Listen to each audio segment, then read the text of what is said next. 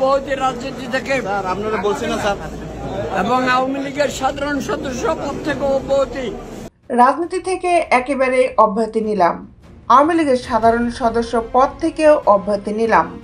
আমার দলীয় কোনো পদ নেই। ৭৬ বছর বয়সে রাজনীতি করা যায় না। ৭৬ বছর বয়সে রাজনীতি করা যায় না। নতুন যুব নেতৃত্ব আসুক।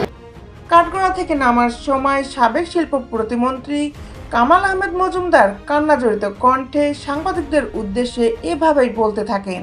আমি কোনো দলীয় পদে নাই, কোনো দলীয় পদে নাই, রাজনীতি থেকে চিরতরে অব্যাহতি।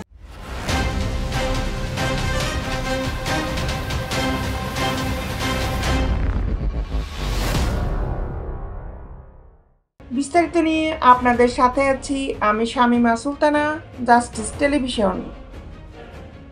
আদালতের কাঠগড়ায় দাঁড়িয়ে বিচারকের উদ্দেশ্যে কান্নাজড়িত কণ্ঠে ন্যায় বিচার চেয়েছেন সাবেক শিল্প প্রতিমন্ত্রী কামাল আহমেদ মজুমদার।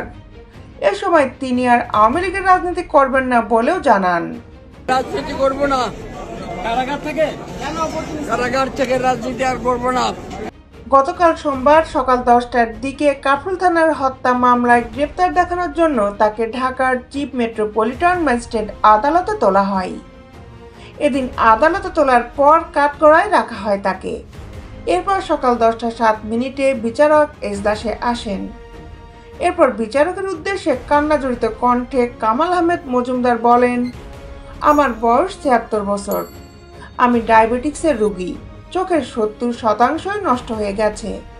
আমার পরিবার সম্পর্কে কোনো খোঁজ খবর নিতে পারছি না। তাদের সঙ্গে দেখা করতেও দেওয়া হচ্ছে না। আমি মৃত্যুর আগ পর্যন্ত আর আওয়ামী লীগের রাজনীতি করব না।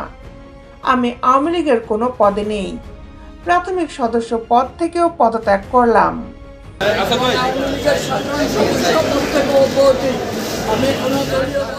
বিচারকের উদ্দেশ্যে তিনি আরো বলেন, আপনার কাছে আমার আবেদন, আপনার কাছে সুবিচার চাই।